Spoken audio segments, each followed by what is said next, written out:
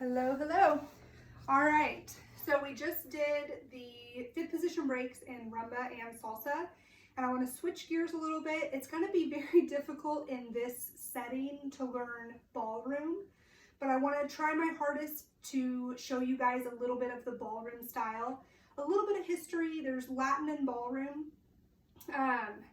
American ballroom, and international standard kind of fall under the same category. You're going to have waltz, foxtrot, tango, Viennese waltz, things like that. Quick step for international. I'll go into more of that a little bit later. But all of those ballroom or standard styles are huge. They go all the way across the floor. They're the big sweeping motions with the huge ball gowns and tuxes and stuff. Whereas the Latin or the rhythm, which is your rumba, cha-cha, salsa, bolero, merengue, that stuff, is all very small, which is more conducive to the teaching out of your apartment setup that we have going on here. But I still want to show you a little bit of the ballroom style, and I'm hoping to venture out a little bit more after some of this quarantine to dance a little bit bigger for you.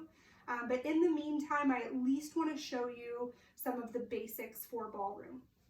So if we start with waltz, which if there's ever a pop quiz is the best dance there is, waltz is the best, just so you know.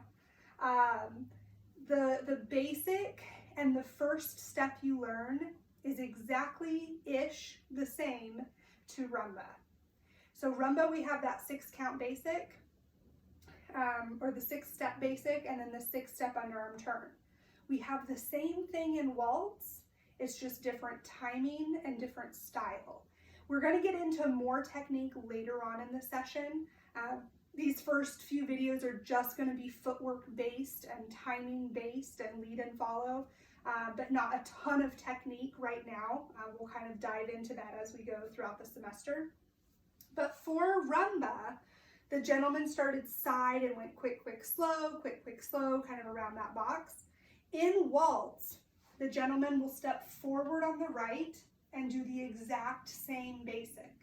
The biggest difference with waltz is the timing. So in waltz, we have what's called straight timing, which is every single step, every weight change has 1 beat per step. So there's no quicks and slows. Eventually down the road, we will have syncopation and kind of extra timing stuff. But for the basic, it's just 1 beat per step, okay? The basic starts forward for the gentleman, and you go forward on the left, side, close, back on the right, side, close, for 1, 2, 3, 1, 2, 3, 1, 2, 3. It's the same as rumba. If I was going forward, side, together, back, side, together. If I stopped that motion and went to my quick, quick, slow, quick, quick, slow, that's rumba. If I'm 1 beat per step, I'm waltz. 1, 2, 3, 1, 2, 3, 1. If I'm in frame, which we'll talk more specifically about frame later, I can lead the same 6-step underarm turn. Lift on my back step, put my palm down, do an entire basic. She comes right back. We go back to frame, and that's your waltz basic with your 6-step underarm turn. Ladies, it's exactly the same for us. We're in frame here.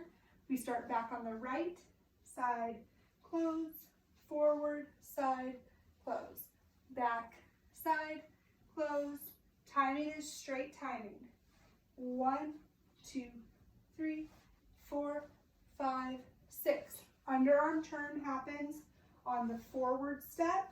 We still go 1, 2, 3, 4, 5, 6 steps forward, and then side close to keep doing our waltz basic. Okay? That's a very brief introduction to waltz and to your first ballroom dance. But like I said, I want to continue showing you some of the ballroom steps, even if it's on a small scale, and then eventually we'll try some bigger steps, hopefully, and some more traveling steps. But that has been American Waltz. If you YouTube anything, it's always going to be American for this session. Again, questions, comments, post them below, and I will get back to them. Thanks, guys. Keep practicing.